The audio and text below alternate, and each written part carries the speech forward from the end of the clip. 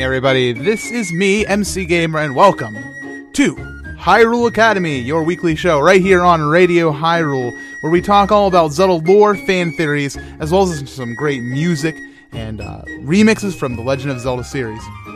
I have a lot of really great discussions and things for you today, and I just wanted to thank you all for coming out today and welcome you to the show. So I hope you guys are all very excited. I see the chat is full of people raring to talk about this week's subject. But just in case you're new, I wanted to welcome you. Welcome to the show. We do this every Friday at 10 p.m. So that's U.S. Eastern Time, of course. If you, just in case you want to fit that into your schedule, move around your nightly TV show watching, because this is live. While we put up a recorded version, I think that listening to it live is much better because you get to listen to the music that I get to talk about. It's a really fun time. It's a really fun time indeed.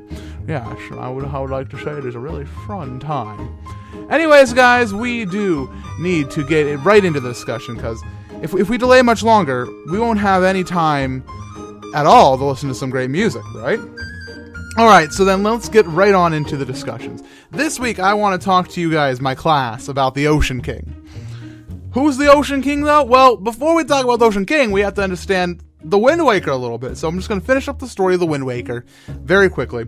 So we have defeated Ganondorf. There's a sword in his head, and he is quite made of rock at this point.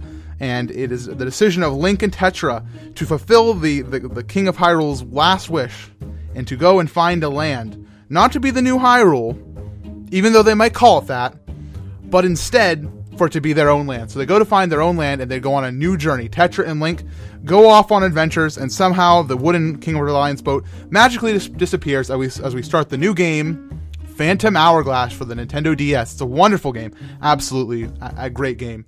It's underrated, and I would say it may not be one of my favorite Zelda games, but it is still a good game. It's a great game. But anyways, so they're sailing along, having a great time, telling sea shanties and things of that sort. The manga of Zelda actually gives a very, very, very great little representation of what life on the boat may have been. But suddenly, we are lost inside the ocean. There's fog everywhere, and suddenly, the ghost ship appears and takes Tetra away. And that's when we discover, as we wake up on a beach, that we are inside the world of the Ocean King. We don't know who the Ocean King is, except he is somebody powerful, and this entire world is named after him. The world of the Ocean King. It's absolutely great. And so we are found on the beach by Celia, a fairy, and we are brought to who she calls the Grandpa. So Grandpa is talking to us, and after much plot and dungeons and things of that sort in the game, we eventually discover that the Grandpa is actually Oceus, the Ocean King. And he has taken on a very, very human form and talks to us a lot and helps us guide us through our journey. We discover a lot about him. For example, we discover that he was the creator of the Phantom Hourglass, and he is also very important because he's involved with the Temple of the Ocean King, which honors the Ocean King, and that's where the Phantom Hourglass is used. And so he has a lot of power. And as time goes along, we have to fight our final boss of that game, which I believe is Bellum, not Malladus. That's next, right? So we have this wonderful thing where we defeat Bellum, and Oceus takes on a whale form. He takes on a whale form. He is now a whale because he can do that. He has that power. It's one of his many traits as Ocean King. He can do that. He can be a whale if he wants to, just like the king can be a boat. The Ocean King, he can be a whale. I have no arguments with this whatsoever, although we have some stuff to discuss about that. And he decides to grant Linebeck a wish, because Linebeck is involved in this game. He says, Linebeck, you may have a new ship. Because unfortunately, Linebeck's ship it got destroyed, I do believe. I haven't played through Phantom Hourglass recently, but I'm pretty sure it was destroyed, and so he wishes for a new ship. Not for endless treasure, but for a new ship. Although, if I was him, I would wish for a lot of treasure, because then I could just buy my own ship and have some extra cash. But I'm not going to argue with Linebeck. Not going to argue with him. We're not going to talk about Linebeck today. That's for a whole nother episode. And the Ocean King allows Link to leave to go to his own world. And as Link awakes on the pirate ship with Tetra, he thinks it may have all been a dream until he realizes that he has the Phantom Hourglass in his hand.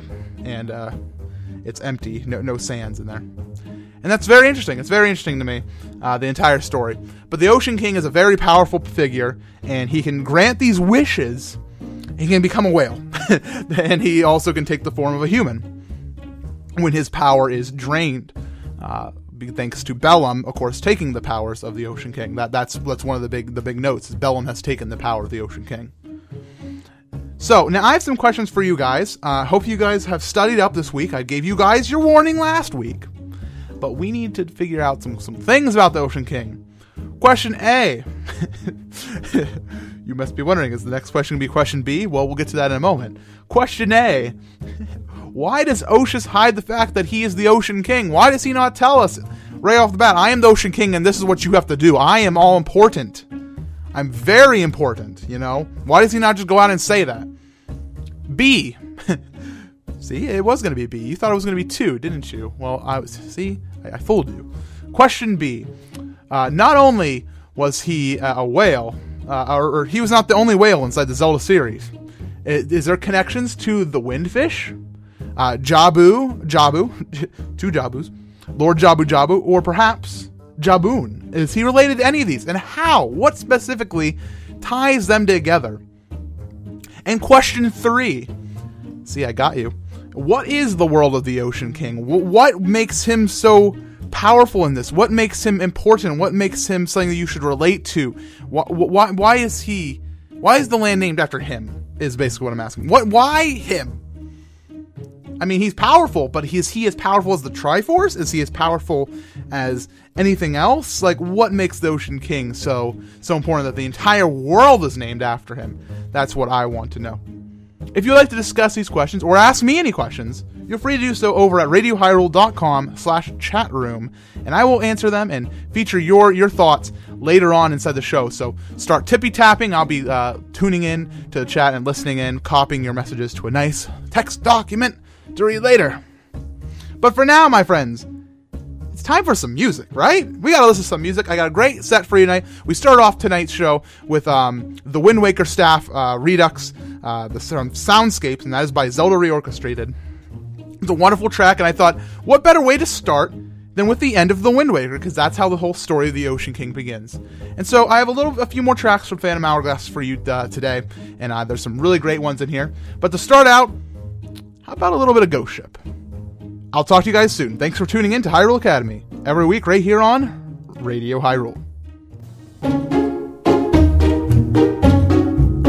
Hey everybody, welcome back to Hyrule Academy, right here on Radio Hyrule every Friday at 10 p.m. I am MC, and I am your host every single week.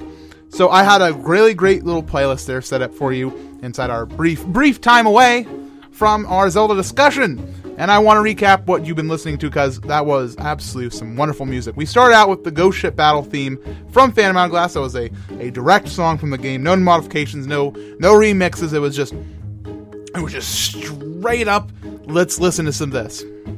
Then we had a song from Zelda Reorchestrated. We listened to Zelda Reorchestrated at the start of the show, and I thought a little bit more. Never Hurts. So we got to hear Maracay Island, or however you say it. I may say Maracay. Maracay? I'm going to go with Maracay. Sounds nice. Maracay Island. And that was a wonderful track. So shout outs to Zelda Reorchestrated for their work on that. And then finally we heard Hylian Lemon's remix called The Sword of Sand. And it was a wonderful remix I didn't even know about until just this week. Hylian Lemon had it up on their channel, and I instantly tuned into it because I was looking for nice Phantom Hourglass songs, and I was like, this is a wonderful song. And so I was very excited about that, and I instantly latched onto it. So many shout outs go to Hylian Lemon for such an amazing song. So guys, it's time we get back into the discussion, because we do have so many important things to go over. You guys are going crazy inside the chat, and I want to make sure that we can touch on all those points later on the show. But before that, we do need to have a bit more discussion. I want to talk to you about some of my theories and some of the things that I've been thinking about as I've researched this week. This is a guest list discussion this week. Unfortunately, we don't have a guest with us, but that's okay. I think I am pretty cool. I may be a little overly modest here when I say that, but anyway. So my first discussion is the entire story of Phantom Hourglass a dream? Because it does have a lot of similarities to Link's Awakening.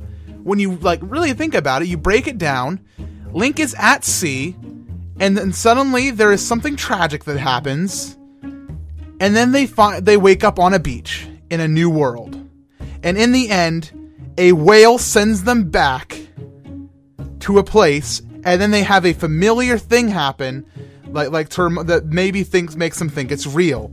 For example, Link finds the Phantom Hourglass inside the hand, and Link sees the seagull fly off into the distance at the end of Link's Awakening that may represent Marin.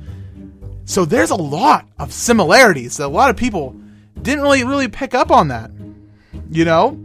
And I was like, holy smokes. When I was thinking about all the things this week, I was very, very tuned into the fact that how similar this is to Link's Awakening. It's actually insane, you know? So Link has a Phantom Hourglass, and he sees the seagull inside Link's Awakening, Phantom Hourglass, not respectively. I put those in the reverse order. So yeah, it's very, very interesting that there's such a similarity between the two games. And the only difference is the villain. Instead of it being a nightmare, we have Bellum. Could Bellum perhaps be a nightmare of sorts, like from Link's Awakening? I'm not sure. And yes, Nightwind inside the chat is bringing up some fair points. I saw Nightwind actually bring up the theory in a way. And Nightwind says the following. I'm going to kind of bring this into a little bit of a community discussion part as well, because I know Nightwind said this. Nightwind said that the Windfish exists on the Hero Defeated timeline, while the Ocean King is on the Ganon Sealed timeline, the adult timeline. And that's an extremely strong point. That what if the Windfish and the Ocean King are the same people? It's a good theory, and it has some fact between it, and there's a lot of similarities. But I'm going to actually, while I came up with a theory this week, I am very apprehensive about putting it inside my own fan canon, like confirmed type of thing, because of one thing that is very, very jarring. Link sees a seagull fly away. There are a lot of seagulls inside the world. There's only one Phantom Hourglass that appears in his hand. That is the huge, most jarring point about this whole thing, why it could be something that's like, these are not the same. These are definitely not the same Windfish. The Windfish and the Ocean King are separate. But there might be similarities, and I think it was on purpose. I think that they very much wanted to draw that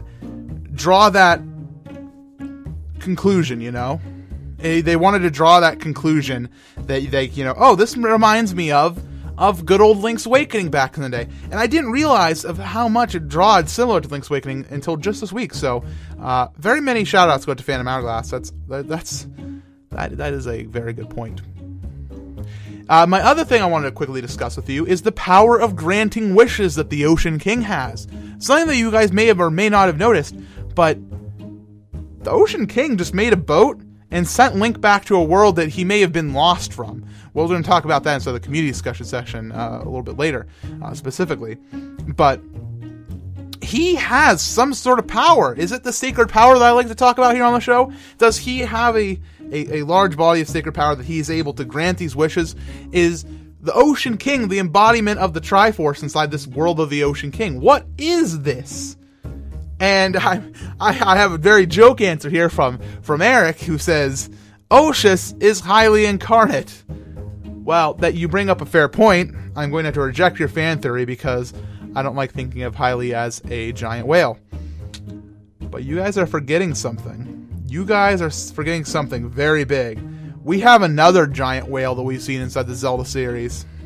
From Skyward Sword.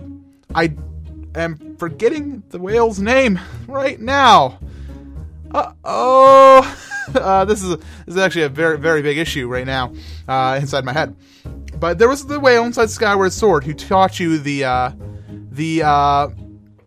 song of the hero, and is a very wise being that has been around long enough to know the story of Hylia and all this. Is that whale the same one as the Windfish and the Ocean King? Are these all the same whale? It could be. There's nothing necessarily that's defeating that theory, but there's nothing that supports it. Levias, thank you, Chad. Thank you very much. There's nothing that supports it very strongly. Levias, Ocean King, Windfish. Levias may be all the same whale. a wise magic whale. But the thing we can also consider is, my friends, that it's only a video game, and we can't be sure. We need to go and yell and scream at our good old friend, Mr. Aonuma, and hopefully he will give us the answers that we so seek, because honestly, we can't make heads or tails of this. It's more likely that the others are descended from Levias. That's a good point for Captain Trina. Anyway, guys, we do need to move on to some more music. Thank you for your inputs and your discussions. If you want to chime in on all these, this is your last chance before our community discussion part of the show. So go to radiohyrule.com/chatroom and chat with us. Have some fun times. This is Hyrule Academy on Radio Hyrule every single Friday at 10 p.m. U.S. Eastern Time. We hope you enjoy. We, being me, we hope you enjoy this next music block. I have two very, very cool songs for you. Two very, very nice remixes. And one of them is from my good friend, Insane in the Rain Music. I love that guy. He is wonderful. Really nice person. And so I hope you guys enjoy. I'll be back in just a short bit.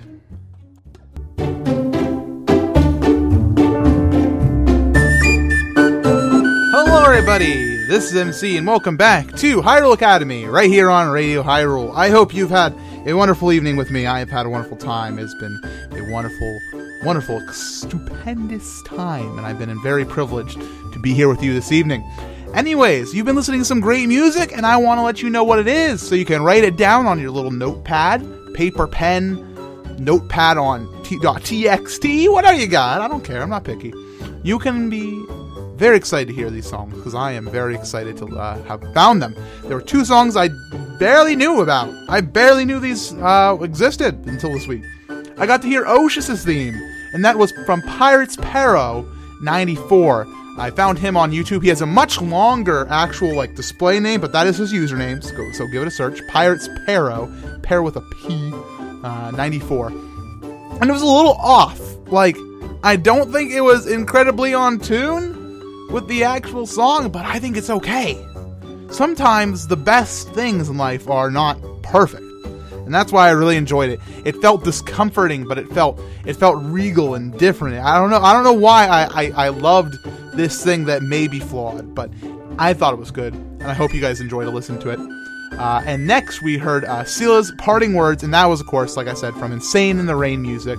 Wonderful guy, really friendly person, and an excellent piano and saxophone player. I'm sure he plays other instruments. He seems like a very talented person. But thank you to him for supplying that wonderful cover of Sila's Parting Words, which is also, of course, the good old song. You know it. It's the Fairy Fountain in general.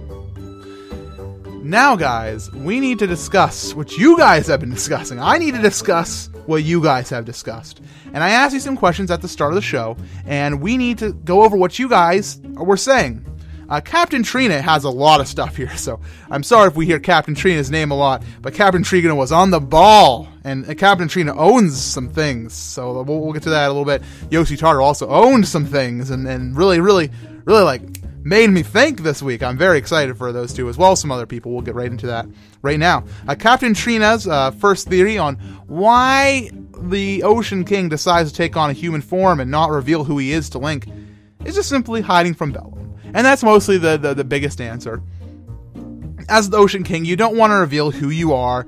You want to keep it secret. You want to keep it on the down low. You don't know who this Link guy is. He looks funny. And his hair is no longer as 3D as it once was, so I'd be very spooked if I saw him walk into my house. And so, let's take a step back and not reveal instantly to who you are. Then Bubba Kev comes in and says another reason why is the same reason why the King of Hyrule and the King of Red Lion's not giving his identity away, because he doesn't want Bellum finding him. So very similar, but this time Bubba Kev is drawing conclusions very similar to the King of Hyrule, and how the King of Hyrule stayed in hiding and didn't tell Link who he was until after we come to the time where Link has pulled the Master Sword, and he has, at this point, the Master Sword has failed him, and now the King decides that he needs to be more real. He needs to give more information. And perhaps that's also what the Ocean King thought is, maybe I can let him save me without giving him all the information. But at one point he had to say, you know what? I need to put put my foot down, and I need to give him the information. Starry comes and says, well, I think that he either wanted to hide, but he wanted to see if Link could do it himself and not really have Link say, oh, I have a giant whale king near me, I can ask him, or go around something like that. Like, if you were a god or a king, you would rather have your hero go on without knowing who you are. So, Starry's theory is that the Ocean King hides because he doesn't want to become daunting to Link. He doesn't want Link to know, rather than having the rest of the world know, but just more specifically Link. It's easier to relate to somebody if you are a being and not a whale. Yeah, that's a good point. Yoshitaro comes on to another completely different theory. Says the Ocean King may be the creation of the supposed goddess of time, given that his artifact of the hourglass is time-based. And while that seems like something very strong and something we'll have to discuss another time, a whole episode on the goddess of time, I'm just going to let it sit there, going to let it seep into your minds, let it flow. But yeah, maybe the Ocean King does have relations to the goddess of time, and that's something to definitely think about, so thank you, Yoshitaro. Captain Trina comes back and says, where the heck is the domain of the Ocean King? And Captain Trina was all about this episode. Captain Trina then goes on to say, like someone said, the emblems of the three goddesses appear inside the game, so it is connected to Hyrule somehow. Also, let's not forget that Tetra was abducted by the ghost ship, and when a Link fell into the sea, perhaps he was close enough to be affected by the ship's power. And then Captain Trina pulls out the Historia and slams it down on the table, just like that, and says, aha! Historia, page 132, from the sidebar. The people Link meets in the waters of the Ocean King are inhabitants of another world and cannot be encountered on Link's own. So, basically, Captain Trina says that this world is a separate world. It's another world. It's a whole nother place that Link cannot get to on his own. The only way he could get there is through this mysterious power of the ghost ship. Why the ghost ship and the power of Bellum does this, it's crazy, we don't know. That's a whole nother discussion. But it is related to Hyrule somehow because of the goddesses appearing. Yoshitaro also says, then why would Furore's crest be on his temple? So we can wrap that in as well. One thing that we do know is that that Nehru is most associated with time in general. However, Furore's crest is the one on his temple.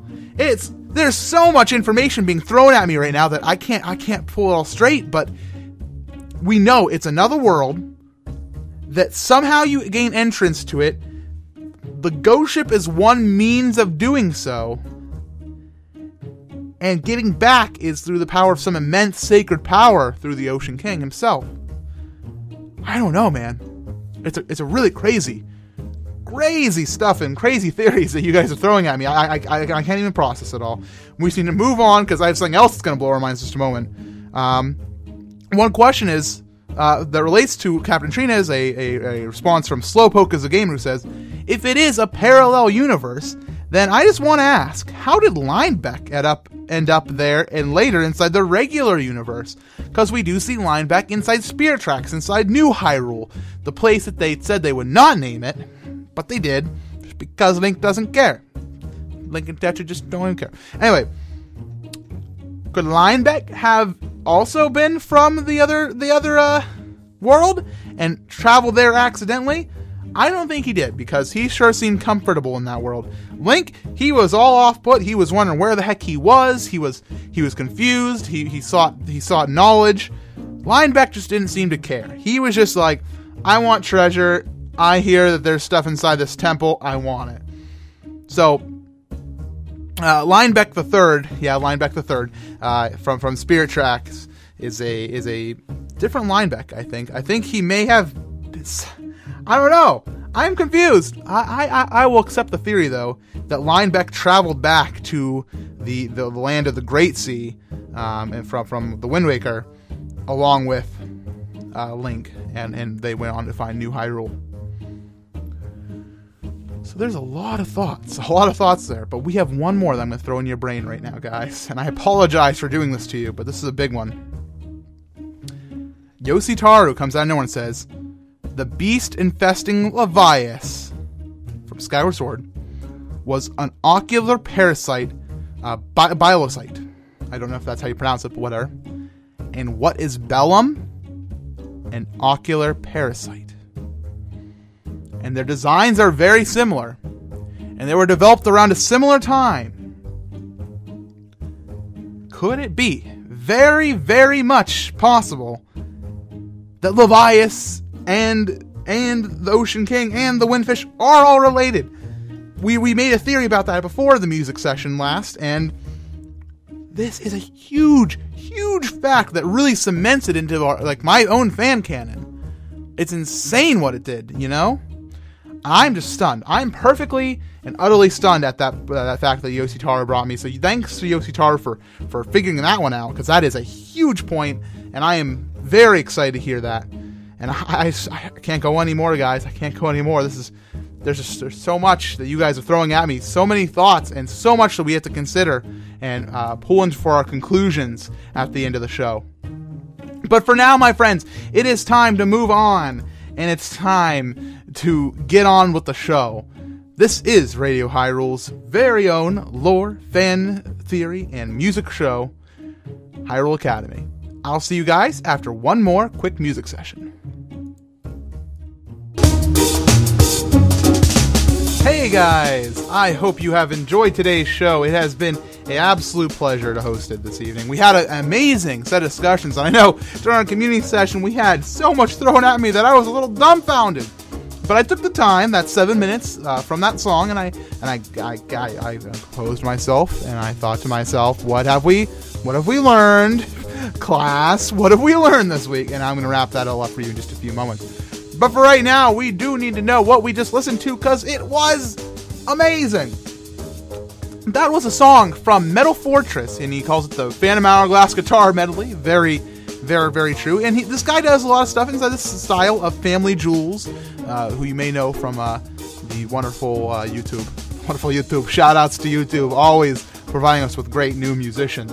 And I haven't heard of him before this week. He has only around 4,000 some subscribers. And I heard his song, and while it's not the best, like similar to another song we heard tonight, there was a lot of good stuff in there. And you could tell his quality and love and passion for the song was there. And I was really impressed by a lot of the parts of the song, and especially as the song progressed, it felt like it got better and better and better and better. So many shout-outs to go out to him, and you guys should give him a subscribe. I would suggest that. And guys, we had a lot of suggestions and not suggestions, but a lot of opinions shared today. We had a lot of very, very interesting things discussed, and we have a couple conclusions we can make. And this first one's more of a theory. It's a confirmed theory, as in we can believe it. We have proof, but we don't have enough to call it, canon or anything. But Levias, the Windfish, and the Ocean King, there's some sort of connection there, and we have a lot of things behind it. Not only the similarities between Link's Awakening and Phantom Hourglass, but also the similarities between Bellum and Biosite. There's a lot of similarities, and it's a lot to hold in. We had a lot of discussions there, but there's a connection there. We don't know exactly what, but we're gonna put that one inside the notebook of things that we best think about and maybe come back to at one point in time. We also learned that the world of the Ocean King is a separate place. It is a separate world entirely, but there is connections. There's a way to get there through the ghost ship, and there's also similarities, including the goddess's symbols. So we're not sure quite on that connection, but there's definitely some sort of connection. We also know that the Ocean King, he likes to hide, like the King of Red Lions did back inside the Wind Waker. That was a really great point brought to us this evening, because he wants to remain secret. He wants to hide from Bellum, and he doesn't necessarily want to reveal his true self to the hero. And I think it's really cool that there's similarities between the King of Red Lions and the Ocean King. It really makes me happy. I really I like seeing that type of stuff, and I think this might actually have inspired me to go back and play a little bit more of the wonderful game Phantom Hourglass, because I feel like I've only done one playthrough of it, and I feel like that's a disservice to what may be a really great game that's hiding a lot more than what we may initially see at the surface. And you guys really helped me realize that. Anyway, guys, I do want to thank you all for watching this week, and to tune in next week at Friday, 10 p.m. U.S. Eastern Time, because we will be discussing something very cool. We're going to be discussing time shift stones. Time shift stones. I heard the word thrown around tonight. I think Eric said that the Phantom Hourglass had time shift stones in it. But we're going to discuss time shift stones next week, everybody. So study up, play some Skyward Sword, maybe some Ocarina of Time, maybe some Phantom Hourglass, because we're gonna be drawing conclusions all across the Zelda universe, all about time shift stones. So I hope to see you here next week, Friday, 10 p.m. U.S. Eastern Time, right here on RadioHyrule.com. If you guys enjoy the show, and if you guys enjoy Radio Hyrule as a whole, you should go to RadioHyrule.com/donate. And for a little bit of cash, a little bit of money, a little bit of rupees, throw some rupees at Radio Hyrule, you can ensure that the website will get better. We'll have more things to play with, more apps, more better service in general. So it's a really great website, and I'm honored to be a part of it. And I've talked so much with Eric and the team, the whole entire team of Radio Hyrule. If you want to, you can email me at mcgamer@zeldathon.net with requests and things of that nature, because I will listen to those. I can't promise anything, but I can always listen. My ears are for you. My gossip stone is open. It's open for business. Chat with me anytime. But lastly, guys, I want to thank you guys for listening in. It's been a real honor doing these 5 first episodes with you. I'm really excited to keep going and having a lot of fun. And I'm sure we're going to have lots of great discussions, hopefully next week, about time shift stones. Anyway, guys, I have one last song for you this evening, but this is going to be the end of me. This last song is the Spirit Tracks Realm Overworld from DSC. I decided what better way to end it than what comes after Phantom Hourglass, with Spirit Tracks. Thank you all for tuning in this week. I will see you guys next week, where we will talk about time shift stones. See you later. See you later. See you later. See you later.